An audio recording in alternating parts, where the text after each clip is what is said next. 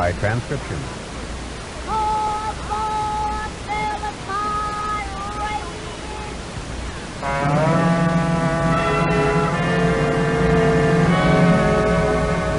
Philip Morris, America's most enjoyable cigarette, presents My Little Margie, starring Gail Storm and Charles Farrell.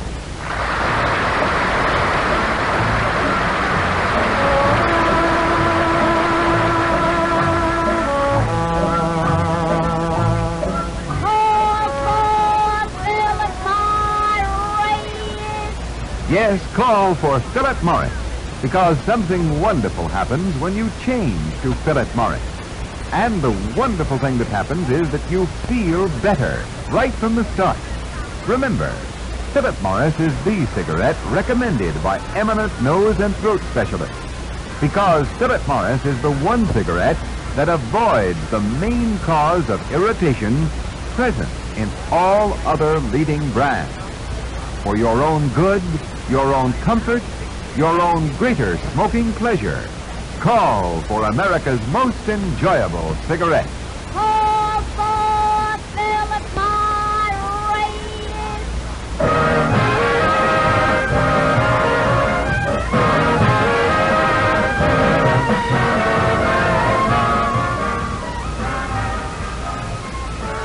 Vern Albright looks like a man who doesn't have a worry in the world. His job as Executive Vice President of Honeywell & Todd Investment Counselors is fairly secure. The rent on his penthouse apartment overlooking Park Avenue is paid up for a long time. But the fact remains that Vern Albright does have one tiny little worry. Oh, I'm not so tiny. I'm 5'4". Really, I like Dad. But I wish he wouldn't try to pick out my boyfriends for me.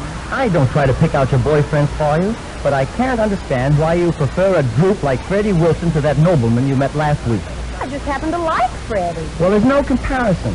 The Count is so smooth, so polished. He's not a man. He's a floor-wax. Margie, the Count is a man of culture. Dad, I think you want a title in the family. Well, I'd rather have a Count than a no account.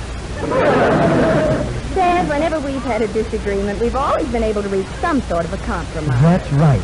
So since you feel so strongly about it, Yes? you go out with him. I'm going to work. Goodbye. Hold that elevator. Hello, Margie dear. Hi, Mrs. Odette. Come on in. What was the Count's name? It was... Mrs. Odette, were you peeking through our keyhole? Peeking? I was only listening. I wouldn't dream of peeking through a keyhole. For peeking, I used transom. Anyway, that's the last we'll be hearing of the Count. The only thing is, I sort of hate to disappoint Dad. Oh, well, you never can tell about those things. You may be nobility yourself. Me? Nobility? Mm-hmm. Well, how do you figure that? Who knows? You might have some very distinguished ancestors up your family tree. Yeah. Bananas. It's possible. I discovered that one of my forefathers was with Caesar when he forged into Rome. One was with Napoleon when he forged into Waterloo. One was with Washington when he forged into Philadelphia. What were they, soldiers? No, forgeries. But I do have a famous soldier in the family. My great-grandfather proudly wore the uniform of the blue and the gray. But, Mrs. Odette, the blue and the gray were colors of the opposing side. Oh, why? That sly old rascal. No wonder he had so many medals. Mrs. Odette, you've got me interested. How do I find out about my ancestry? Oh, I can take you to a very good genealogist. You know, this sounds like fun. And I hope what he finds out about me isn't too expensive. Why should it be? Well, I heard of a girl who had her family tree investigated, and what they found out cost her $3,000. $1,000 to have it looked up, and $2,000 to have it hushed up.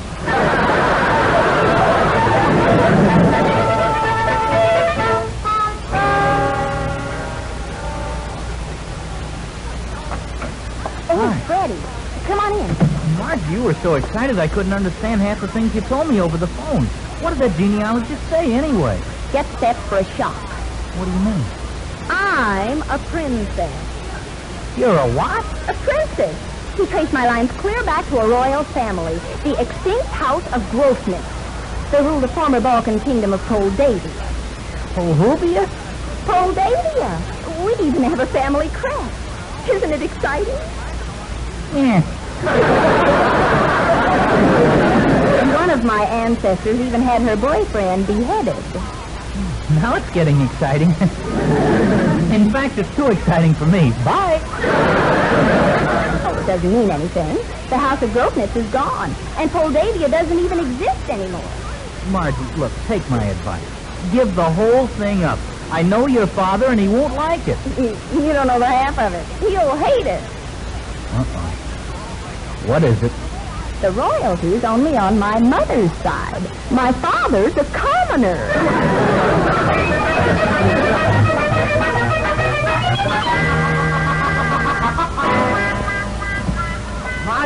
Margie, this is the greatest news I've ever heard. Royalty. Wow. Dad, you mean you approve? Approve? I'm having the family crest engraved on my cigarette lighter. Dad, just what did Mrs. Odette tell you? Grosvenor, Moldavia. You're a princess. Who cares? I didn't wait for details. All I care is I'm royalty. Dad? I'm also putting the royal crest on my handkerchief, my cufflinks, my pajamas, and my cashmere sock supporters. Oh, by the way, I forgot to ask. If you're a princess, what am I? Brace yourself. Oh, what do you mean?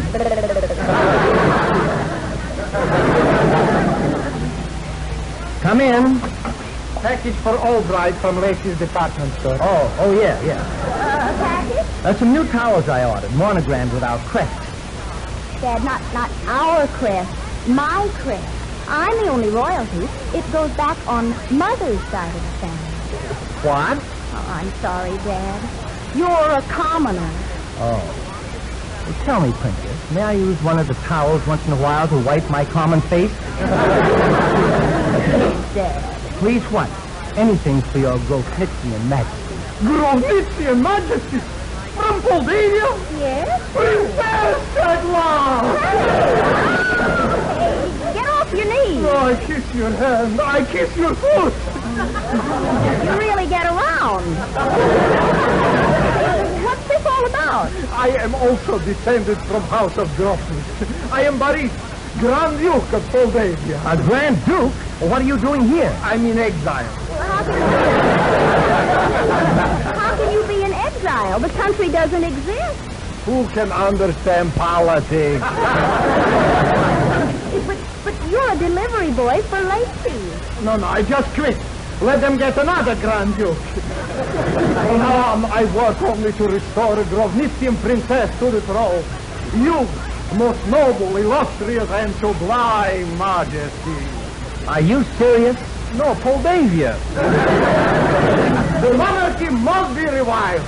Look, Boris, I thought I was the last Moldavian. Oh, no, Your Royal Highness. New York is full of Moldavians. And now with you as leader, we start a movement to install you as rightful ruler. Well, what do you know? Princess Margie the First. And you? Me? Yes, you! Down on your knees! Kiss her foot!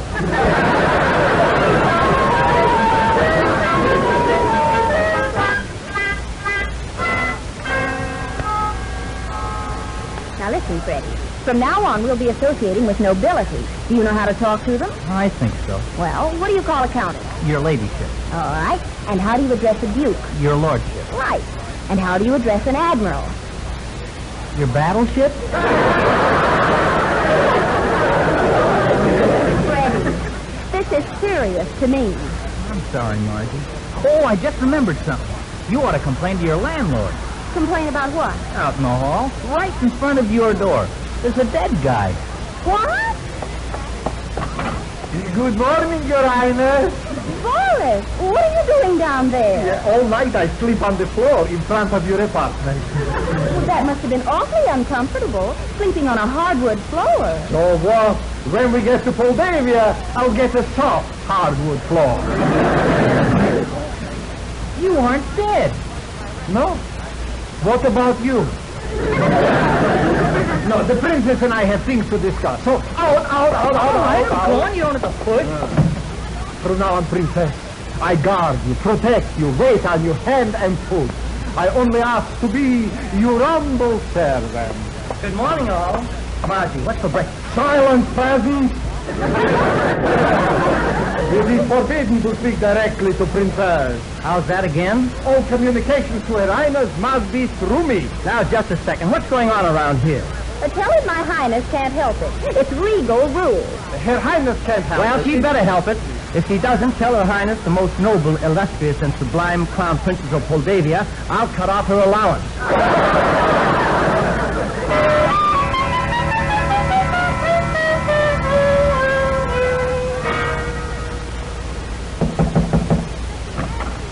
Oh, this is all right. Mrs. Odette, I've got to talk to someone. It's that Boris. He's driving me nuts. He won't let me talk to Margie. I can't sit at the table when she's eating. And he won't let me use the new towels after I threw out all the old ones. Oh, that's terrible. Terrible? Did you ever try to wipe shaving lather off your face with a plastic shower curtain? Well, why don't you ask her to send him away? I did, but she won't. She likes being catered to. Well, you started it all. You were the one who had a hankering for royalty. Now, don't get technical. The crown is now on the other head. Huh? Wait a minute, crown. I think that's it. What's it? Mrs. Odette, I'm going to teach Margie a lesson. Full royalty on me, will she? Well, when I get through with her, she won't be able to look at a royal flush without having a fit.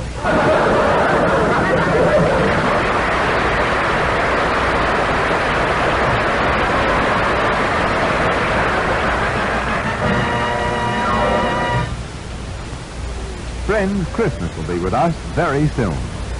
You've probably done a good deal of your gift buying already. I hope that you bought cartons of Philip Morris for everyone on your Christmas list who smokes. And if you still have shopping to do, why not do it the easy way, the convenient way, the smart way? Get cartons of Philip Morris, the cigarette that's better to smoke. Yes, in case after case, when smokers change to Philip Morris, coughs due to smoking disappear. Parched throat clears up. That stale, smoked-out feeling vanishes. That's why you feel better when you change to Philip Morris. And by the way, this year, Philip Morris comes in a gay, colorful holiday gift carton with a place for your own personal greeting. Philip Morris is truly a wonderful gift for everyone who smokes. You'll be delighted at the wonderful reception Philip Morris always gets. So remember, this year, give the gift of pleasure. Philip Morris. It's America's most enjoyable cigarette.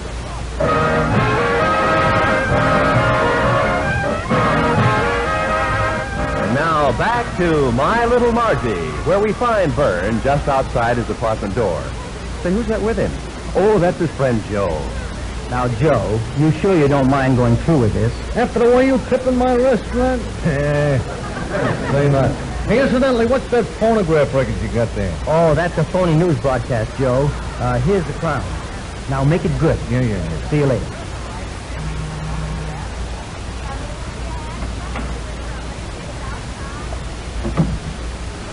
Are you the princess?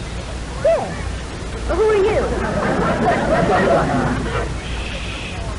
I am the leader of the Moldavian underground.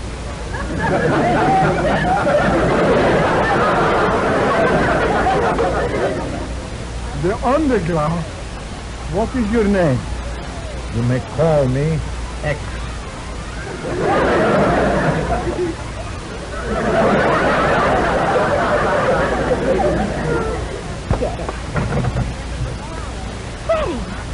Freddie, it's gone. Margie, look, there's a note.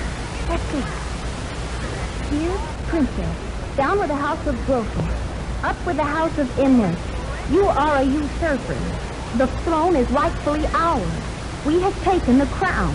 It belongs to our beloved Archduke. I don't get it. You mean there's a rival for the throne? Well, there must be. And boy, what a break for me. But they stole your crown. But that's it. My troubles are over. Now let them worry about the police. I've got nothing more to worry about. I wouldn't say that. You've lost the crown. You can expect to be assassinated any minute. Oh, no. In Moldavia, this is a big honor. Now listen, mister. This is all a mistake. She doesn't want to be a princess. Don't worry. After tomorrow, she won't be. Mr. X, please. Oh, wait, don't go yet. I must. I'm double parked. Farewell, princess. Rest in peace. Oh, what will I do? Boris? Boris? I heard everything, princess. You're my bodyguard. You've got to protect me. I wish to resign. I'm giving you 2 weeks' notice. Effective 2 weeks ago. You said you'd protect me from all danger. Yes, true. But when I said that, who thought there was going to be any danger?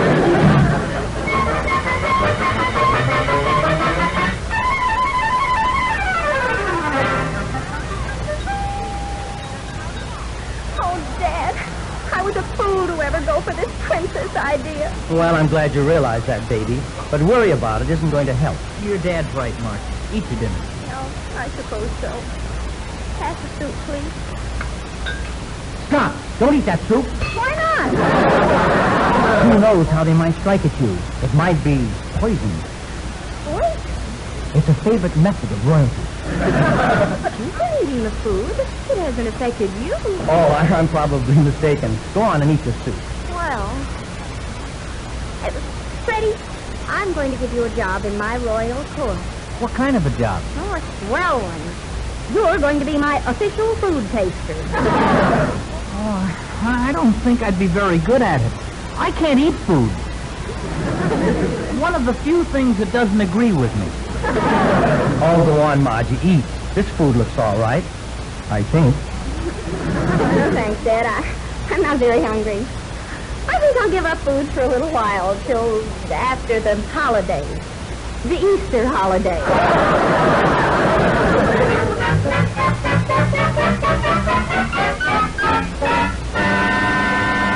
Mr. Albright. Yes? I represent the costume supply company. It seems we made a horrible mistake.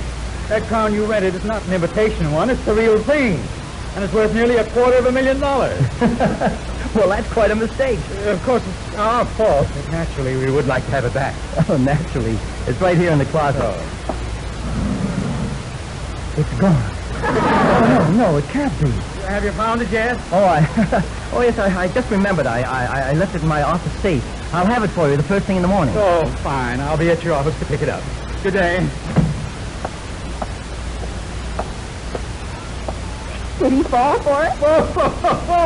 Like a son of bricks. Should have seen the look on his face when he couldn't find the crown. He almost dropped dead. It's a good thing I found that rental receipt, or I never would have stumbled. Oh, thanks, Bob. You're a pal. Anything for an all fraternity, brother Freddie, old boy. That's so funny. Hearing. Oh, yes. See again. Yes, long. Come on, Freddie. Let's go in and needle him. Mr. Albright, why are you lying under that couch? That's one thing about my father. He can sleep anywhere. Margie, I've got an awful confession to make. That crown was a phony. I planned the whole thing. Oh, Dad, how could you? Margie'd never do a thing like that to you. Oh, baby, I'll make it up to you. But now help me look for that darn crown. The costume company told me it wasn't a phony. It's worth $250,000, and I lost it. You lost? Oh, Dad, come now. But I did, I tell you. Oh, sure. Now, fess up. What fence did you take it to? Now, cut that out. $250,000. What a haul. Gee, you're a real raffle. Freddie. Now, come on, Dad. Let's divvy up the swag. If we cut the ice into small pieces, we could sneak out of the country and live in South America. Oh, stop it, both of you. I'll have to pay for that crown. Maybe a post-dated check. No, they wouldn't take a check dated December the 12th, 1989.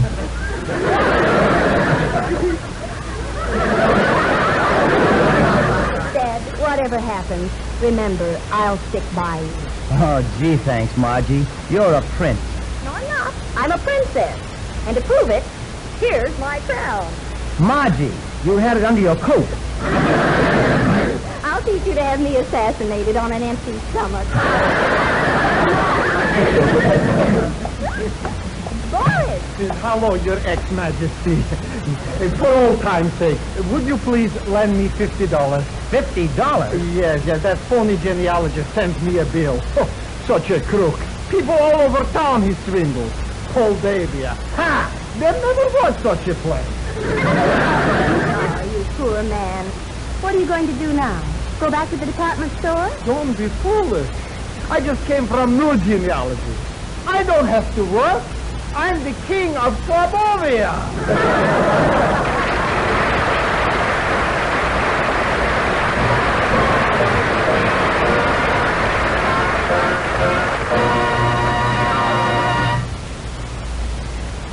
Dad?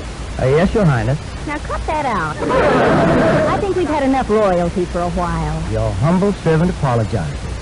Princess? Have your little joke. As a matter of fact, I was just going to speak to you about something that really is fit for a king. Crown? No, cigarettes. Cigarettes? Just any cigarettes? Of course not. I refer to Philip Morris. Now you're talking. You know, Dad, Christmas isn't so far away. And I've been making up our list, and with your permission, I'd like to give everyone on our list cartons of Philip Morris. Permission granted. Don't forget me. Oh, I won't. Even though you're not of royal blood, you do have rather princely taste. Thank you. And when it comes to smoking, you do want the best. Which, of course, is just another way of saying you do want Philip Morris. Thank you for the compliment. And you know something? It is a compliment to a man's good taste to present him with a carton of Philip Morris cigarettes for Christmas. And to a lady's good taste, too. That's why I'd like to pass along this friendly suggestion to all the nice people listening in. This year, say Merry Christmas to all your friends with Philip Morris in the beautiful holiday carton. It makes a wonderful gift. They'll love it. Good night, everybody. Good night.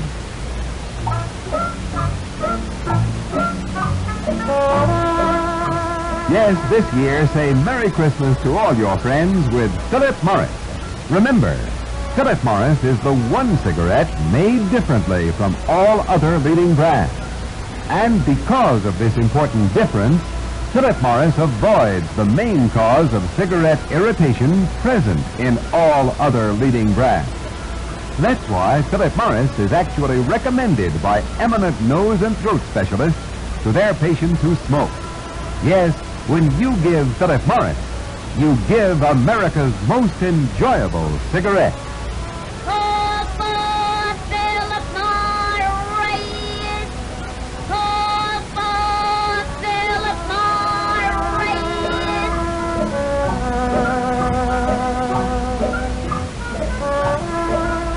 Tune in again next Sunday night, same time, same station, when Philip Morris presents another delightful adventure in the life of My Little Margie, starring Gail Storm and Charles Farrell. And don't forget to listen to the Philip Morris Playhouse, presented every Wednesday night over CBS and starring the greatest names in show business. Until then, for America's most enjoyable cigarette,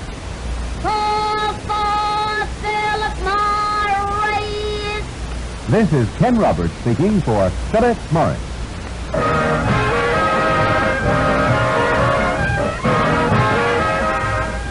My Little Margie, starring Gail Storm and Charles Farrell, is based on characters created by Frank Fox and is produced, directed, and transcribed by Gordon T. Hughes for Hal Roach Jr. and Roland Reed. Tonight's script is by Lee Carson and Maurice Richland. Freddie is played by Gil Stratton Jr., and Verna Felton is Mrs. Odette. Others in tonight's cast were Hans Conried, Sheldon Leonard, and Whitfield Connor. This is Roy Rowan. And, CBS